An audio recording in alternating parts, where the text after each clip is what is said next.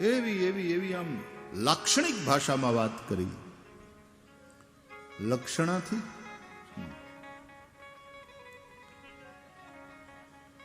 મેરુડે આસમાન ચડવું છે અને આ મેરુદંડ અને એમાં કુંડલિનીના જાગરણની આખી પ્રક્રિયા. પણ એમાં આડા ને અવળા રે સંતો એમાં વાંક ઘણા. માટે ભૌમિયા લેજો ને સંગાથ.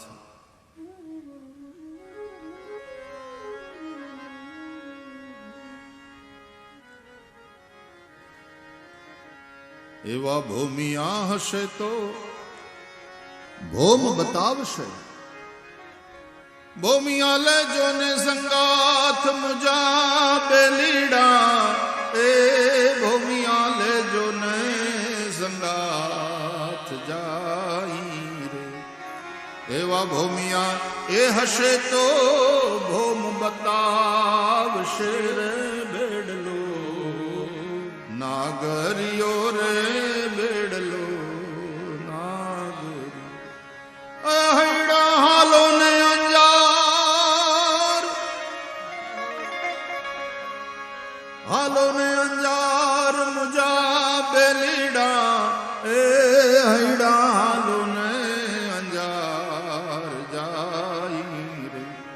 એવી જાત્રા એ કરવા રે જેસલ પીર ની રે બેડલો.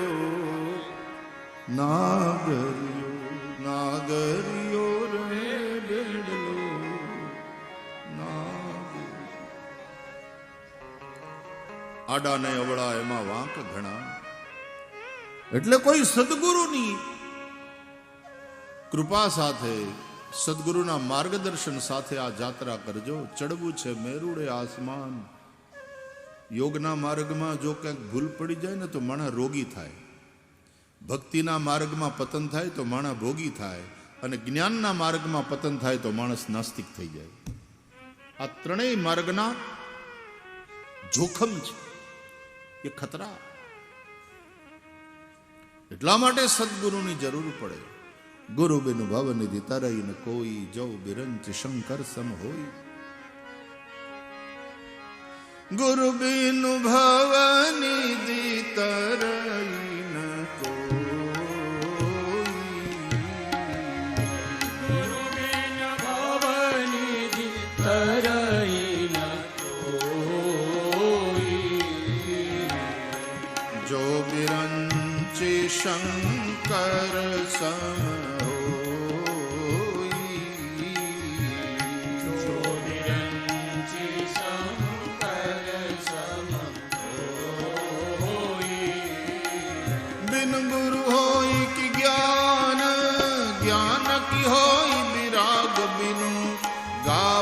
वेद पुराण. सुख तिलहिय हरि भक्ति बिनु. बिनु विश्वास भक्ति नहीं तेहि बिनु द्रवहीन राम. राम कृपा बिनु सपने हु जीवन लह विश्राम. जीवन लह विश्राम. जीवन लह विश्राम. गुरु बिनु भवनिधि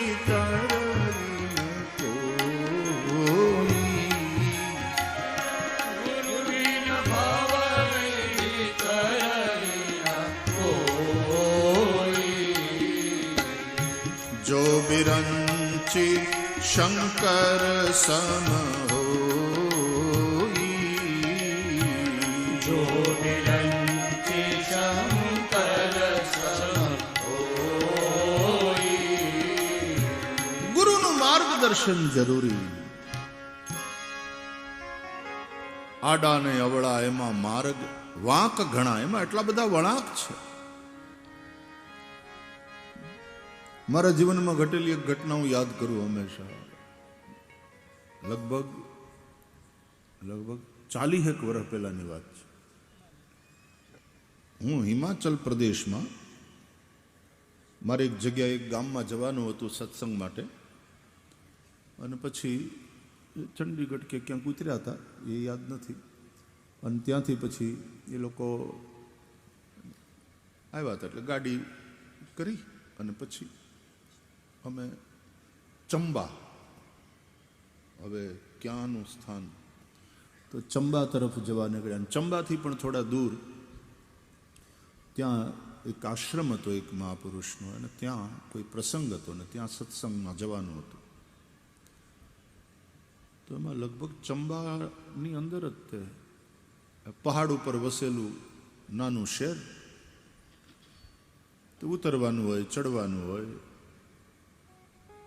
એમાં અમારે એમાંથી બહાર નીકળવાનું હતું ને જે આશ્રમ તરફથી જે ગામમાં જવાનું હતું ને એનો રસ્તો, ત્યાં એક ચોક આવ્યો ને એટલે ત્યાંના દુકાનવાળાને પૂછ્યું, ભાઈ એ વાલા ઉધર જાના હે હમકો, તો એ રાસ્તા કહેશે. તો એણે બતાવ્યું કે આમ સીધે ચલે જાઓ ને પછી ત્યાંથી આમ આવશે ને ત્યાંથી ડાબા વળજો ને ત્યાંથી ઉતરી. એમ એણે રસ્તો અમારા ડ્રાઈવરને બતાવ્યો. આગળ વધ્યા એટલે ડ્રાઈવર ક્યારેક આમ ડાબું વાળે ને ક્યારેક જમણું વાળે ને ઓલાએ કીધું હતું થોડું યાદ રહ્યું ને થોડું ભૂલાઈ ગયું ને. તો પછી એમ કરતાં કરતાં 15 મિનિટ અમે ગાડીમાં ચાલ્યા. તે 15 મિનિટ પાછા હતા ન્યાન્ય ઈનાઈ ચોકમાં આવ્યા. એટલે કે આ તો એલા ઈવડા ઈનું ઈવડો જ ચોક છે. વળી પાછું ઓલા દુકાનવાળાને પૂછ્યું, ભાઈ ઓલે પણ જવાનો માર્ગ, તો કે તમને કીધું તું તો ખરું. તો કે અમે એમ જ હાલ્યા પણ આ ખબર નહીં પાછા અહીંયા ને અહીંયા આવ્યા અમે. તો કે એમ નહીં, ફલાણા ઠેકાણેથી તમારે ડાબી બાજુ નથી વળવાનું, ત્યાંથી તમારે જમણી બાજુ જવાનું છે, તમે આમ જાઓ. અને વળી પાછું એણે માર્ગદર્શન કર્યું. એટલે વળી પાછા ગયા.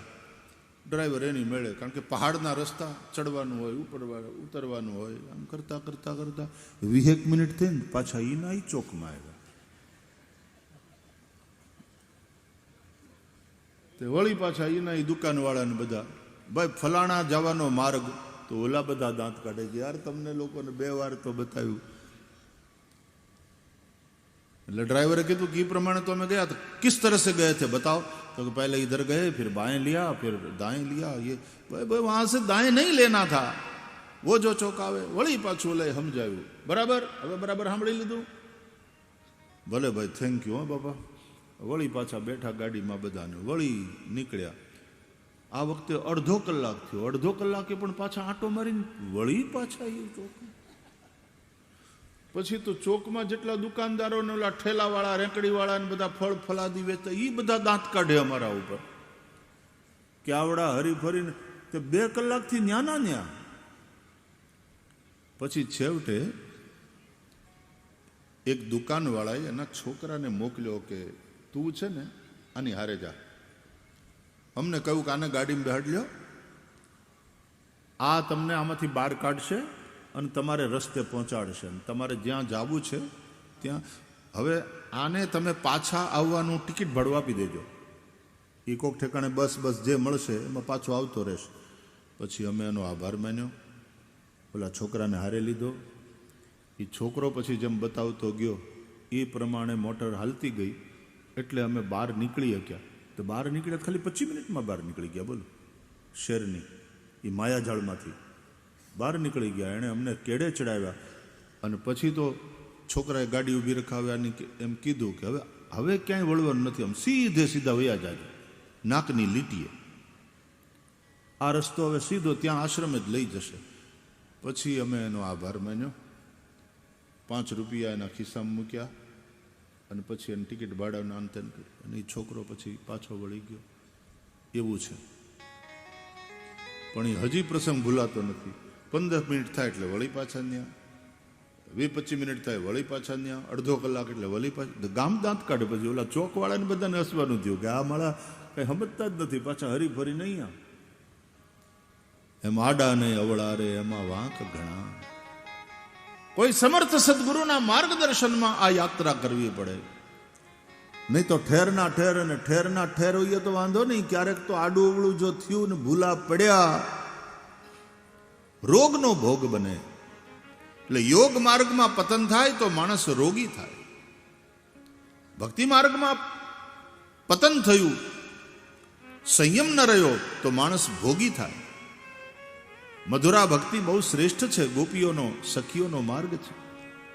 વાત્સલ્ય ભાવની પણ ગોપીઓ છે, મધુરા ભાવની સખીઓ પણ છે. પણ એમાં સંયમ જોઈએ, વિશુદ્ધ પ્રેમ. નહીં તો ભક્તિના માર્ગમાં પતન થઈ શકે, માણસ ભોગી થાય. અને જ્ઞાન માર્ગમાં પતન થયું તો માણસ નાસ્તિક થાય. વશિષ્ઠ બાપજીની પાસેથી વેદાંત સાંભળ્યું ને તો રામને વૈરાગ્ય થવા માંડ્યો હતો. આમ હાવ ગંભીર એવી રીતના રહે. એટલે વેદાંત શ્રવણની પણ એક ઉંમર હોય છે, એક ભૂમિકા હોય છે. જરા આમ બધું થઈ ગયું હોય ને પછી ઇહામૂત્રાર્થ ફલ ભોગ વિરાગ, જ્યારે એવો વૈરાગ્ય થાય ને, ઇહલૌકિક અને પારલૌકિક બધાય સુખોથી વૈરાગ્ય થઈ જાય, આસક્તિ ન રહે. પાછલી ઉંમરમાં માણસને એવી રીતે થવા માંડે. એટલે વેદાંત ત્યારે કુમારાવસ્થામાં ને જો વેદાંત હોય કોઈ શંકરાચાર્ય, પણ એવા તો બહુ ઓછા મહાપુરુષો ને. એવા આચાર્ય મહાપુરુષો એને યુવાવસ્થાથી જ વેદાંતનું જ્ઞાન થાય, જગતની માયિક ગતિથી વૈરાગ્ય થઈ જાય. અને પછી આચાર્ય મહાપુરુષોની વાત જુદી, નહીં તો સાધારણ સંસારીને માટે તો આમ જીવન રૂખું રૂખું થઈ જાય. પછી વેદાંતિનું જ્યારે ભક્તિ માર્ગ એ તો રસમાર્ગ છે, અને કર્મ માર્ગમાં અર્થ અને કામ આ બંને પુરુષાર્થની ઉપાસના કરવાની છે ગૃહસ્થીએ, પણ ધર્મપૂર્વક. ધર્માદ અર્થશ્ચ કામશ્ચ સ કિમર્થમ ન સેવ્યતે.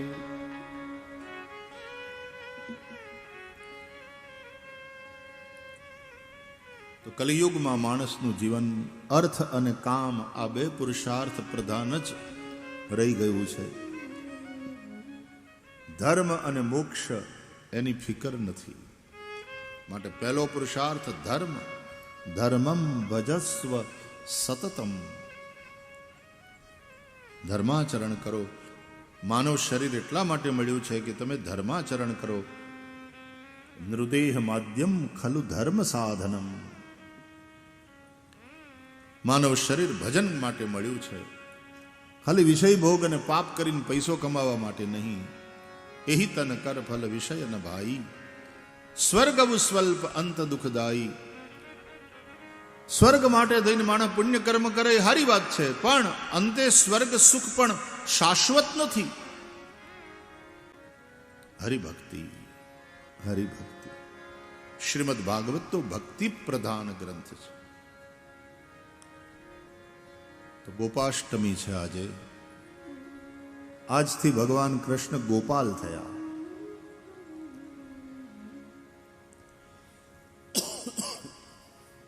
આપણે આ કથાનું શ્રવણ